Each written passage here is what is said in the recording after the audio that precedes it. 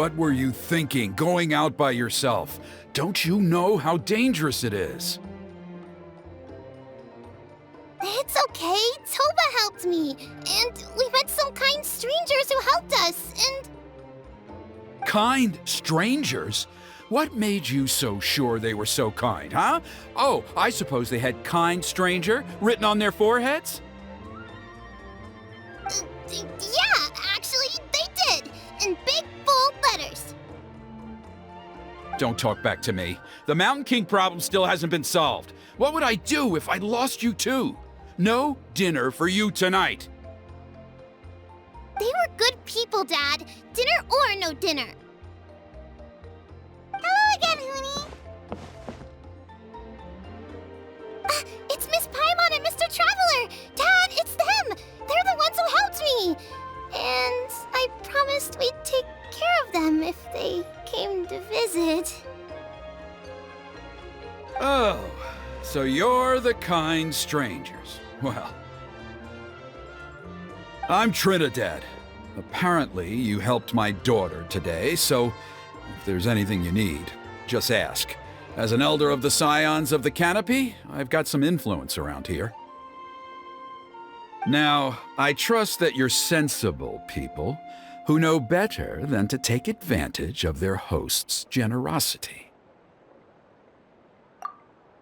Yep, just helping a neighbor. We're not looking for anything in return.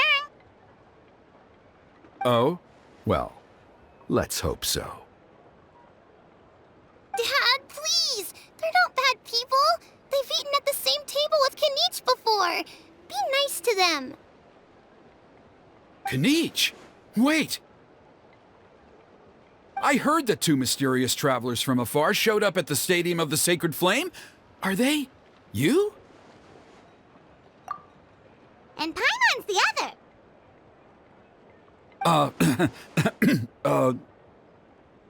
I do apologize. A lot's been going on in our tribe lately, and I suppose the pressure must be getting to me. I can't believe I was so rude to you. I feel ashamed. We got off on the wrong foot. Can we, start over? Oh, now we're talking! Seriously, though, don't worry about it. Already forgotten. We're just happy to see Huni got home safe and sound. Oh, you just arrived, I take it, and it would be my honor to give you a hero's welcome tonight. Careful now, that's quite an about face. We've heard that kind of thing can lead to spontaneous combustion around these parts.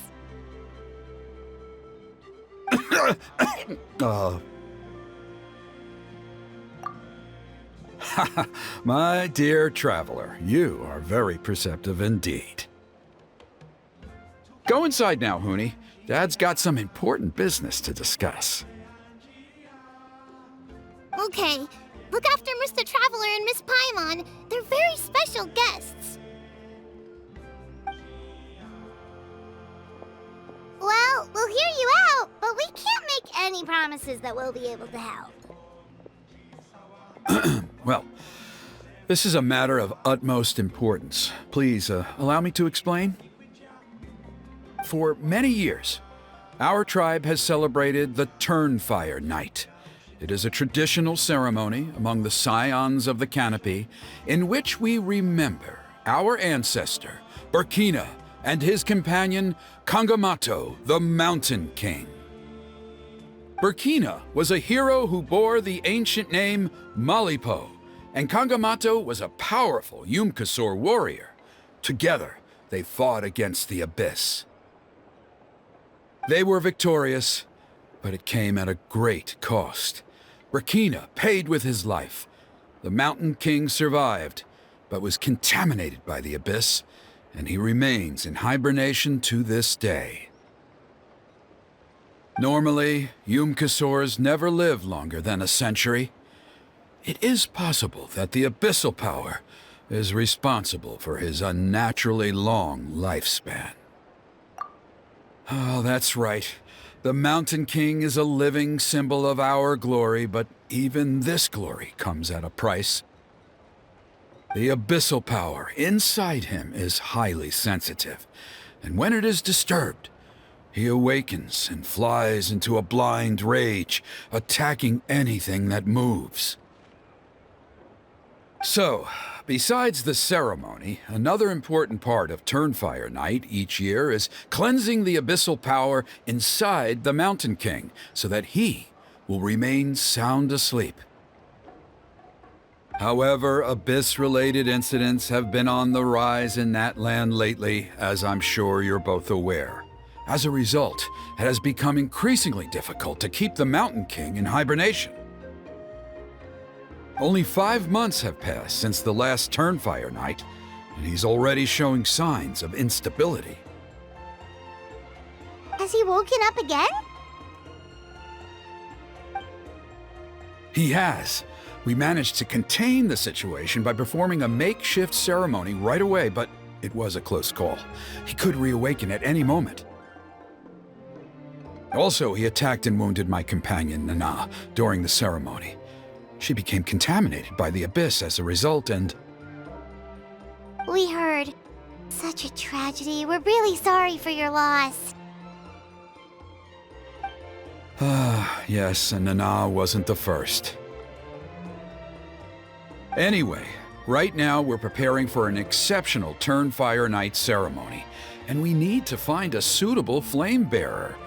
From what I've heard about your adventures, I believe you would be perfect for the role. Of course. Plus, he's a bona fide hero who inherited the Malipo name. Oh, you mean Kanich? Yes, he's the one. A hero, worth his weight in gold. And unfortunately for us, he's all too aware of that. No prizes for guessing what he said when I asked him to host a Turnfire Night outside of the annual schedule. An exceptional ceremony? Oh, I'll have to charge an exceptional price. I swear, no other concept exists in that boy's brain. I'm not the one to usually talk about people behind their backs, but I'm convinced the Wyab got hit on the head and took a wrong turn the day it chose to give that ancient name to him. I mean, have you ever heard of a hero whose mantra is, "What's your asking price?" Oh, and don't get me started on that insufferable Ahau he hangs around with. Thinks he's God's gift to mankind. Pompous fool. Yeah, Paimon has to agree on that last part. Anyway, the fact is, the ceremony can just as easily be done without him as long as we can find someone else. And besides, you two seem like much better candidates. So, what do you think? Well, there's only a few days left before the ceremony. We can't afford to waste what little time we have on negotiating with him. Now, I much prefer if you would consider taking his place. Wonderful! I can't thank you enough. Huni was right about you. You have kindness in your hearts. Come with me to the other side of the mountain. I'll bring you up to speed on each step of the ceremony. As experienced warriors, I'm sure you'll pick it up in no time.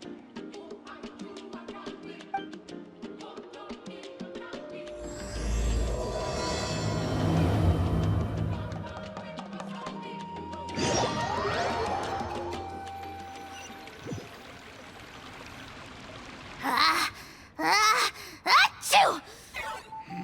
Curses! Who dares insult the great Kahula How behind his back? Oh, great Kahul Ahau, bless you. Shut your filthy mouth, worm of the abyss! Your putrid words defile the air we breathe. You make the almighty Dragon Lord, Kahula How, sick to the stomach! Speaking as a member of the Abyss Order, that's music to my ears. Exactly the kind of reaction we're going for. But on a personal level, I gotta say, it's pretty hurtful. Ugh, never have we heard such brazen blustering from someone who is inches from death! Up yours, Four Eyes! We spit in your face! Okay, well, that I am at a loss to explain. How do I manage to stay so chirpy and cheerful I can only guess it's some kind of powerful magic. But I digress. Mr. Kinich, I admit it, you, sir, are a legendary hunter. Still, the only reason you caught me is that I was reluctant to run away. You see, I'm very interested in the lore of your tribe.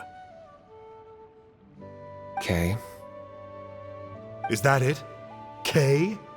Aren't you intrigued to know what it is about you guys that prompted a visit from the Abyss?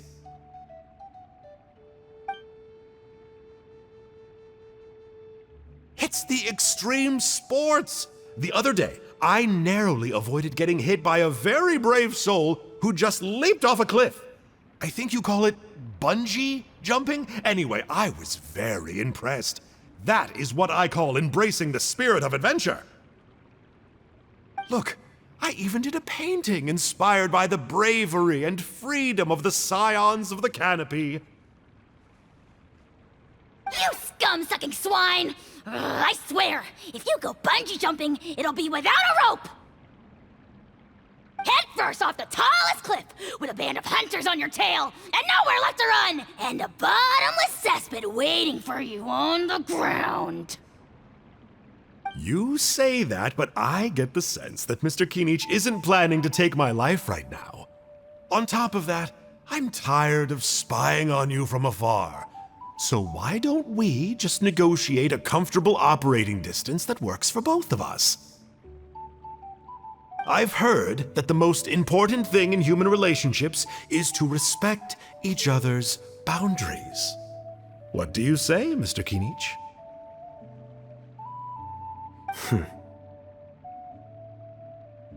Or you could tell me what it is you're really after. What? And then I'll name my price.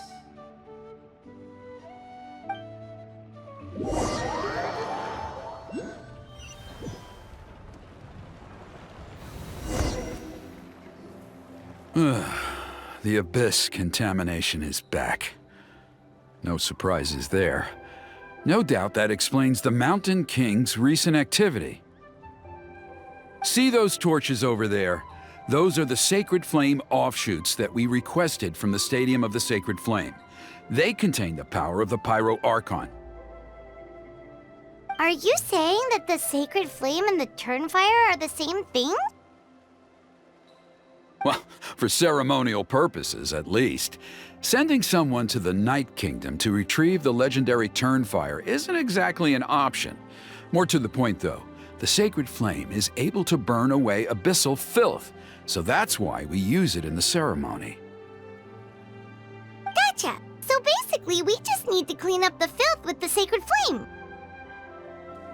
Well, that's one part of it, yes, but the complete ceremony is a bit more complicated than that. First, the flame bearer must collect a kindling of the sacred flame from the starting point, then use a grappling hook to fly up into the sky and light each of the sacred flame pillars. Then, they must go down into the canyon, all the way into the cave where the Mountain King slumbers, lighting braziers and the final altar along the way. The most skilled flame bearers can accomplish all of this without touching the ground once. As much as I hate to admit it, Kinich is capable of this. Wow! He can do all that flying without ever falling to the ground? Well, of course Paimon can. It'd be much harder for you guys. Well, don't worry. It's not a requirement of the ceremony. You're allowed to touch the ground. The only thing you're not allowed to do is turn back. The flame bearer must always keep moving forward. You can't skip a pillar, then come back to it after lighting the next one. To do so would be to disrespect our ancestors. So, what actually happens if you do turn back? Surely the fires don't just go out. If you're not careful, you might get burned. What about today, then? Does the same rule apply? Oh no, Don't worry. Today is just a practice. The order doesn't matter. You just need to take the sacred flame, cleanse the filth, then go light all the braziers. Are you ready? I'll repeat all the key points again. Gather the kindling, cleanse the filth, and light all the braziers. I'll wait for you at the end.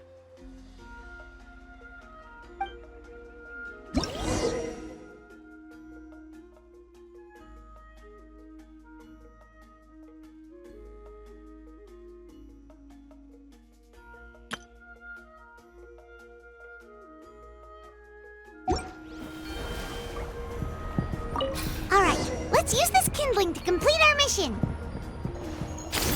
There's abyssal filth over there. Let's burn it away with the sacred flame.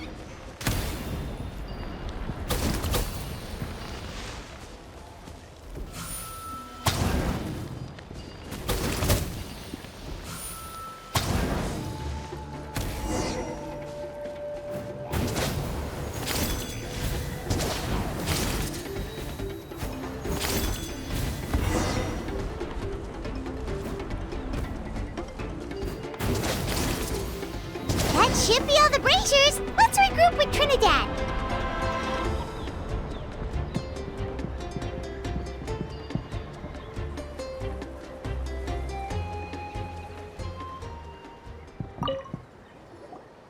I knew I was right about you. You have outperformed all of the other previous candidates. If there was an ancient name for outstanding flame bearers, I'm sure the Wyab would consider you for the honor.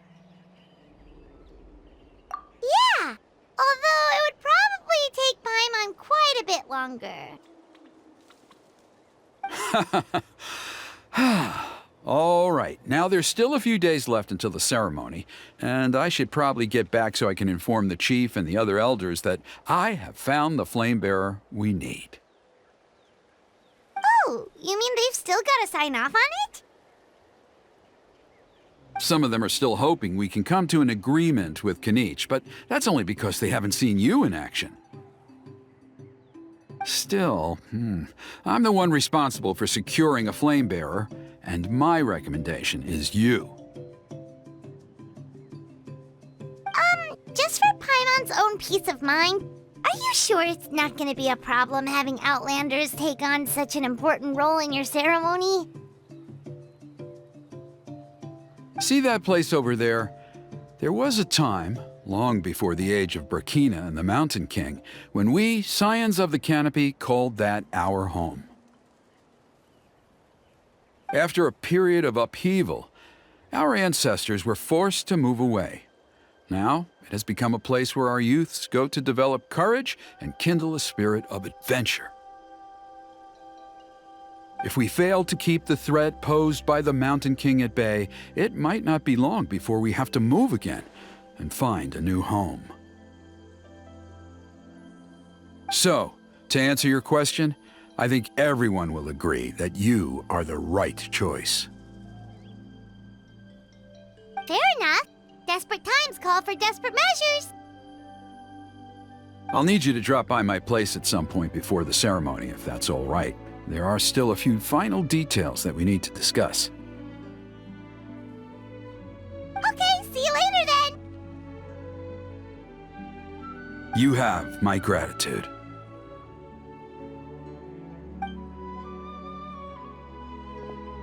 We've helped out out with a lot of other local festivals before, but this one feels a little different.